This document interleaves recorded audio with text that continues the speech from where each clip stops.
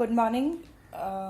As I already told you in the syllabus that we will be starting with the section C, and section C में जो first chapter है that is carboxylic acid.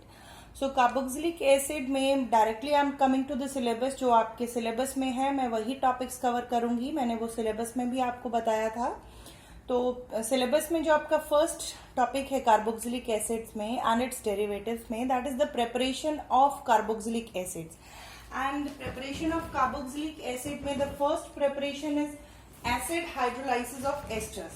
So acid hydrolysis of esters में esters are these groups which are RCO double bonded OR. मतलब यहाँ पे अगर oxygen के साथ हाइड्रोजन लगा होता तो that would have been acid, but here it is ester. When it is treated with excess of water in the presence of acid positive, मतलब कोई माइल्ड एसिड्स लाइक HCl ले लो, ये कोई भी एसिड है, मोस्ट ऑफ द केसेस में HCl is taken. तो जब ये एक्सेस में वाटर में एसिड के साथ ट्रीट किया जाए in the presence of acid, then acids are obtained and alcohol. मतलब यहाँ क्लीवेज होती है. हाइड्रोलाइसिस का मतलब है, lysis means break down, hydro means in the presence of water, breaking of the ester which results into the formation of acids and alcohols is known as acid hydrolysis. किसकी presence में? Acid की presence में. as the name it is indicating. This is very important, and for 3 marks including the evidences, its mechanism and कोई एक example के साथ में ये आपको reaction पूछा जा सकता है. और वैसे ही जो भी mechanisms वाले reactions होते हैं, especially the acid and basic hydrolysis of ester, ये बहुत important है, तो इस चीज को आप mark कर लें. And the next is, इसमें हम first of all we will see certain things के how this is happening, वो mechanism तो I'll be discussing later on. But before that you can see ester को हम ले रहे हैं, but water we are taking in excess. जब ये वाटर को एक्सेस में लेके this it is giving a stable acid in the water. But you can see at the arrow head ये एरोज जो है 2 लगे हैं, और ये 2 एरोज जो होते हैं उसका मतलब क्या होता है कि this reaction it is in equilibrium.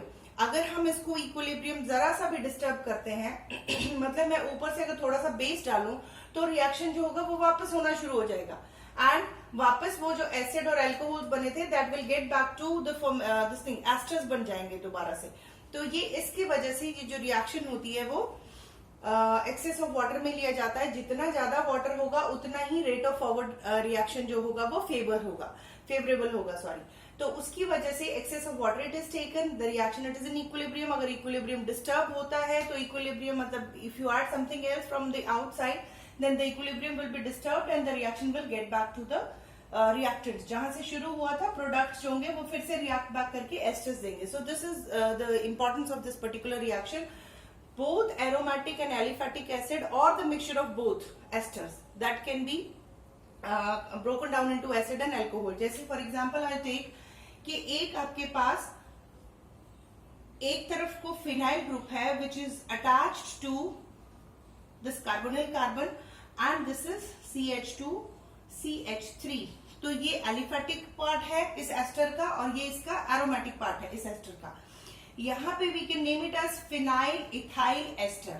Ethyl है, ये फिनाइल है, तो फिनाइल इथाइल एस्टर, और you can say ethyl phenyl ester. इस तरीके से we can write down. And in the presence of H positive taking H2O in excess, how it will cleave down. Esters में जो bond टूटता है, अगर इस रिएक्शन को देखा जाए, सीधे प्रोडक्ट्स को देखा जाए, तो बॉन्ड हम क्या मान के चलेंगे कि यहां से टूटना चाहिए, मतलब ऑक्सीजन और ये इस पर्टिकुलर R ग्रुप का बॉन्ड टूटना चाहिए, but it is not so. Bond जो क्लीव होता है वो ये वाला होता है, कार्बोनिल कार्बन और उसके साथ वाला जो ऑक्सीजन है वो बॉन्ड क्लीव होके जो एसिड है वो देगा एंड साथ में अल्कोहल. तो ये पूरा आपको अच्छे से मैकेनिज्म में समझ आएगा कि how this bond it is cleaving down और दूसरे वाला नहीं टूट रहा है. So this is ethanol and benzoic acid which will be formed. This is an example I am giving you. Then the next is the mechanism of this reaction. So mechanism में I have to erase it because of the blackboard size it is small. So I'll erase everything and then I will discuss the mechanism. So mechanism, it is a multi-step mechanism of ester hydrolysis. मैं heading ही दे रही हूँ as mechanism of acid hydrolysis of अगर कहीं पे मुझे ये video file पूरा upload नहीं हो पाए, मुझे बीच में स्प्लिट करके इसको अपलोड करना पड़े, तो मेक श्योर कि आप उसको सीक्वेंस में देखें। ऐसे नहीं है कि पहला दूसरा वीडियो पहले देख लिया एंड पहला बाद में देखा, तो थोड़ा सा समझ में प्रॉब्लम हो सकती है। Maybe there can be internet issue at your end और माई एंड, सो उसकी वजह से you have to see the sequences. जिस सीक्वेंस में वीडियोस देखने हैं उसी में देख के एंड समझने हैं। सो फर्स्ट स्टेप में एज ए टोल्ड यू, ये एसिड कैटालाइज्ड है, तो पहले स्टेप में काम क्या होगा, जो आपने एसिड एक कैटलिस्ट यूज किया है वो किसी तरीके से टेक पार्ट करेगा and that will be involve in the acceleration of the reaction. So acid from the H plus from the acid that will combine with the water which is taken in the excess and that will attack a water molecule. अब water molecule में H plus it is electron deficient species, तो water molecule में कौन सा side होगा जिसके ऊपर वो अटैक कर सकता है, the lone pair of oxygen। उसके अलावा और कहीं भी अटैक नहीं कर सकता। इसको इलेक्ट्रॉन चाहिए और ऑक्सीजन के लोन पेयर जो है वो अवेलेबल है इसके अटैक के लिए। इसके अलावा वो कहीं अटैक नहीं कर सकता है, बाकी सब सिंगल बॉन्ड्स है। So in this manner a hydronium ion is formed where oxygen will carry a positive charge and 3 hydrogens will be bonded to it. In the second step, जो ester we are taking, that ester will be attacked upon by the hydronium ion which is formed। मैंने इसको OR इकट्ठे लिख दिया, मैंने इसका bond नहीं रखा है। So this which is generated in the first step, hydronium ion, that will attack ester and ester के अटैक से what will happen, this hydrogen, जब ऑक्सीजन इलेक्ट्रॉन पॉजिटिव था, जब भी ऐसा कोई स्पीशी बनता है उसका नेक्स्ट स्टेप ही क्या होता है, removal of water molecule. How it will be removed, ये it is not about carboxylic acid only, कि कहीं भी ऑर्गेनिक केमिस्ट्री में रिएक्शन हो, जहां भी इस तरीके की स्पीशी बनती है पिछले स्टेप में, अगले स्टेप में ही वाटर मॉलिक्यूल का लॉस होगा। So how this water molecule will be lost out, hydrogen will leave its bond pair of electron to the oxygen, ऐसे वाटर निकल गया एंड हाइड्रोजन अब क्या हो गया, H पॉजिटिव। अब इसको चाहिए है लोन पेयर, तो लोन पेयर कहां से मिलेंगे, या ये ऑक्सीजन के पास है या इसके ऑक्सीजन। बॉन्ड पेयर को नहीं अटैक कर सकता, although there was a possibility कि वो पाई बॉन्ड को अटैक कर लेता, बट वो पाई बॉन्ड को अटैक नहीं करेगा। And what is the reason for it, you can see pi bond it is shared between the 2 bonded atoms. ये कार्बन और ऑक्सीजन ने शेयर करके रखा है, मतलब 2 लोग उसको पकड़ के बैठे हैं और ये हाइड्रोजन बाहर से आके यहां से इलेक्ट्रॉन निकालने की कोशिश करेगा, तो दोनों ही डिफेंड करेंगे कि हमें इलेक्ट्रॉन नहीं देना है। बट जब लोन पेयर ऑफ ऑक्सीजन है, यू कैन सी वो सिर्फ ऑक्सीजन एटम के पास पड़ा है, मतलब किसी एक एटम के पास है, तो वो उतना स्ट्रांगली उसको नहीं पकड़ के रख पाएगा। बाहर से जब भी इलेक्ट्रोफाइल ले आना है, बाहर से किसी और चीज ने जो भी आके उसका इलेक्ट्रॉन मांगेगा उसको वो देना पड़ेगा sooner or later. It is kind of कि अगर 2 लोग हैं, उनके पास कोई चीज है और तीसरा आके उसको झपट रहा है, तो 2 लोग उसको डिफेंड करेंगे कि नहीं देना है हमें। बट अगर वो अकेला है जिसके पास वो कोई भी आइटम है, चीज है, और बाहर से कोई आके उसको लेने की कोशिश करता है, तो वो उसको कम फोर्स से भी उसको वो मिल जाएगा, क्योंकि वो अकेला था जो उसको डिफेंड कर रहा था, नहीं देना है। It is the same here. Organic chemistry में whenever there will be a possibility कि पाई इलेक्ट्रॉन निकलने हैं या लोन पेयर है, तो वो पहले लोन पेयर पे अटैक होता है, पाई बॉन्ड पे अटैक नहीं होता, क्योंकि वो 2 एटम्स के बीच में शेयर्ड है। दिस इज देयर एंड यहाँ पे this hydrogen again we have 2 oxygens. अब हम कैसे माने कि इस ऑक्सीजन पे अटैक करें, किस पे अटैक करें, तो here you can see जब यहाँ पाई इलेक्ट्रॉन है तो हाइड्रोजन जो है वो उस ऑक्सीजन पे अटैक करेगा कि अगले ही स्टेप में ऑक्सीजन अपना इलेक्ट्रॉन वापस ले ले, उसका जो पॉजिटिव चार्ज है वो किसी तरीके से कंपनसेट हो जाए। इमीडिएटली वो एकदम से तो देगा, बट पीछे से ऑलरेडी सप्लाइंग फोर्स बैठा है, मतलब एक तरफ से तो यहाँ पे अगर सिर्फ इसका R ग्रुप लगा है, सारे ही सिग्मा बॉन्ड है, यहाँ से ऑक्सीजन जब once it will be attached to H तो वो पॉजिटिवली चार्ज हो जाना है। तो किसी तरीके से ऑक्सीजन को भी कंपनसेशन चाहिए, क्योंकि वो इलेक्ट्रॉन डेफिशिएंट था, उसने अपना लोन पेयर दे दिया, तो उसने उस पर्टिकुलर हाइड्रोजन उस पर्टिकुलर ऑक्सीजन को पकड़ेगा जिस ऑक्सीजन पे आने के बाद ऑक्सीजन को पीछे से सप्लाई मिल रही है इलेक्ट्रॉन की, वो आराम से उन इलेक्ट्रॉन को खींच सकता है। तो out of the 2 hydrogen will be attacking this lone pair of this oxygen which is in double bond with the carbon. And these things actually में ये लोअर क्लासेस के कॉन्सेप्ट हैं, but maybe most of you are very quite, I mean you don't find organic chemistry interesting और you are weak in these concepts. तो ये चीजें clear होना बहुत जरूरी होती हैं। अगर ये फंडामेंटल्स आपको क्लियर है then there is no problem in organic chemistry. So this is the species which is formed. Now you can see जब हाइड्रोजन ने लोन पेयर को पकड़ लिया, ऑक्सीजन के साथ बॉन्ड बन गया, तो ऑक्सीजन के ऊपर आ गया पॉजिटिव चार्ज. अगला ही स्टेप क्या होगा, ऑक्सीजन यहां से इलेक्ट्रॉन अपनी ओर खींच लेगा. इसके पास पीछे से सप्लाई चेन है इलेक्ट्रॉन्स की. सो RCOH पॉजिटिव, ये यहाँ का product I am writing here as a substrate in the third step. And in the third step, when a hydronium ion will be sorry, not hydronium ion but water molecule, fresh water molecule excess में लिया है पानी, तो जब भी ऐसी कोई species आएगी तो उसको बैलेंस कौन करेगा, पानी, वाटर ने बैलेंस करना है. यहां से ऑक्सीजन ने जब पाई इलेक्ट्रॉन अपनी ओर खींचा, कार्बन के ऊपर आ गया पॉजिटिव चार्ज. तो वो पॉजिटिव चार्ज कौन कंपनसेट कर रहा है, अगेन वाटर. वाटर का जो लोन पेयर है उसके थ्रू ऑक्सीजन के साथ carbon will form a bond and it will B RCOH positive. Here it will B OR prime and it is OH. इस तरीके से the next species it is formed, sorry OH नहीं है, it is पूरा water molecule, it is coming and forming a bond. So this will be oxygen, again it is carrying a positive charge. Again I told you, जब भी ऐसी species बनेगी तो अगले step में ऑक्सीजन को अपना जो चार्ज है उसको बैलेंस करना है. सो इन द फोर्थ स्टेप ये डीप्रोटोनेशन होना है. Deprotonation of this conjugated acid of tetrahedral intermediate. ये इंटरमीडिएट्स बन रहे हैं जितने भी बने अभी तक. तो COH OR prime and OH, ये पूरा मैंने वहां से वैसे ही उतार लिया है. इन the presence of water molecule it will give its proton to the oxygen of water. Water में again it is compensating. तो इस स्पीशी का positive charge oxygen will take, bond pair अपनी ओर खींच लेगा एंड हाइड्रोजन जो एज अ प्रोटोन निकल रही है that will attack the water molecule. And then the next structure which is formed is CO, tetrahedral intermediate बनेगा इस तरीके से, OH and OR prime. तो ये आपका फोर्थ स्टेप है, इस तरीके से बनना है. Then the fifth step I have to write here because आपको मे भी नीचे वाला बोर्ड नहीं दिखे. So first two steps I am erasing and in this case you can see the next fourth step का जो product है I will write it as reactant in the fifth step RCOH OH OR. So this is a tetrahedral intermediate which is formed in the step number 4. And with the loss of water molecule, यहां से water molecule will be lost out as hydronium ion. This is fourth step. Yes, यहाँ पे it is given as H3O positive.